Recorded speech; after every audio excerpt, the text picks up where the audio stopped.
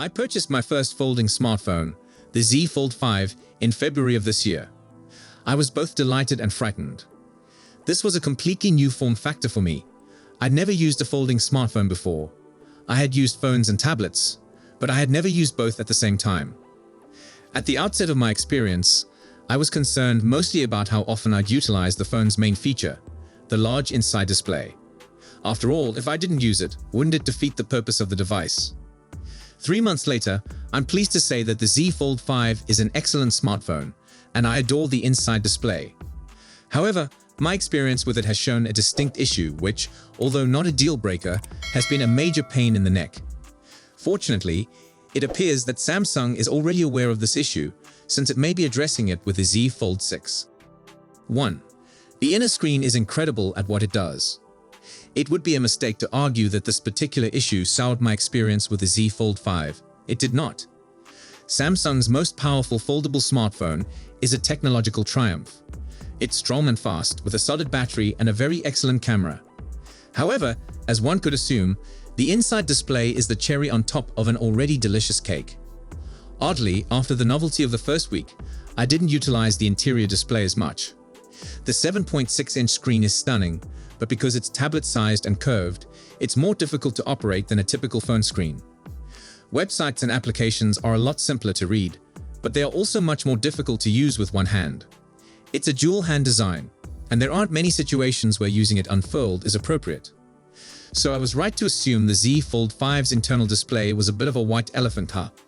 Well, not really. There is no better phone for viewing films while doing housework, for example. Reading manga on the Shonen Jump app is fantastic, and I don't know how I ever read manga without it. The Z Fold 5 has threatened to replace my Kindle Paperwhite as my preferred ebook reader. It's also useful for displaying other photographs and movies. Open the screen to show a photo, and people on the opposite end of a long restaurant table can view it.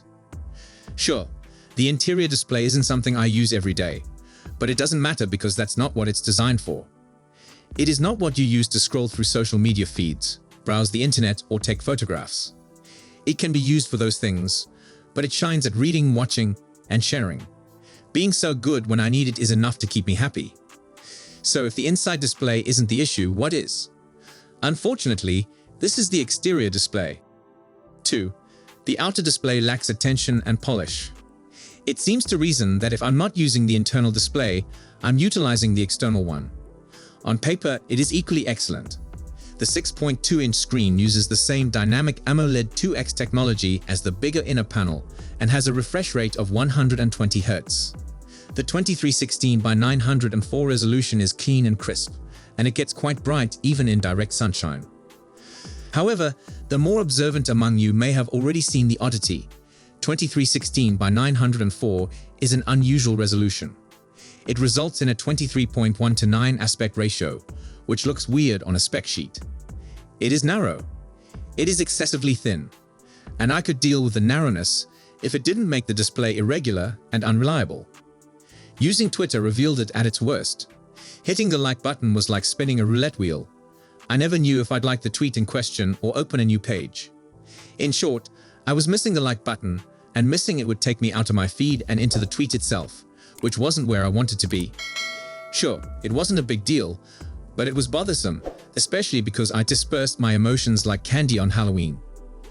The videos are even terrible.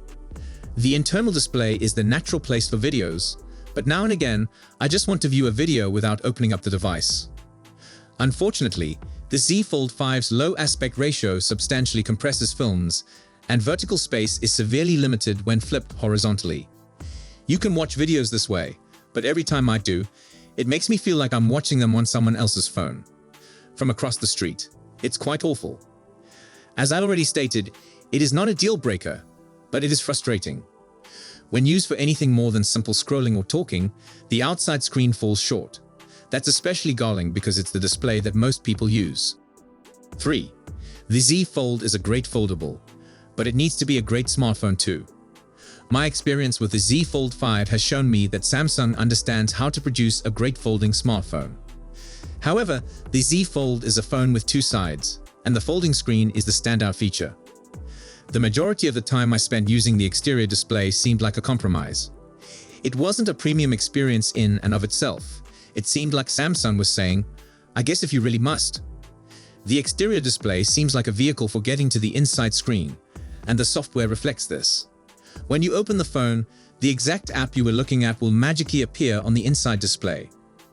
However, it does not work the other way around without going into the Settings app, which is near enough to admit that Samsung does not anticipate customers to want to switch from a huge to a small screen. The exterior display is not as vital as the inner, but it should be because it is the screen that people will use the most. Fortunately, a better future is on the horizon. According to rumors, the Z Fold 6 will be shorter and broader, with an outside display aspect ratio of 20:9, which is significantly more usable. This is the same aspect ratio as the Google Pixel 8 Pro, making the outside display a far more viable option, and frankly, a very formidable smartphone in its own right. And that is exactly the approach Samsung should take. So, thanks for watching, and remember to stay kind. Bye for now.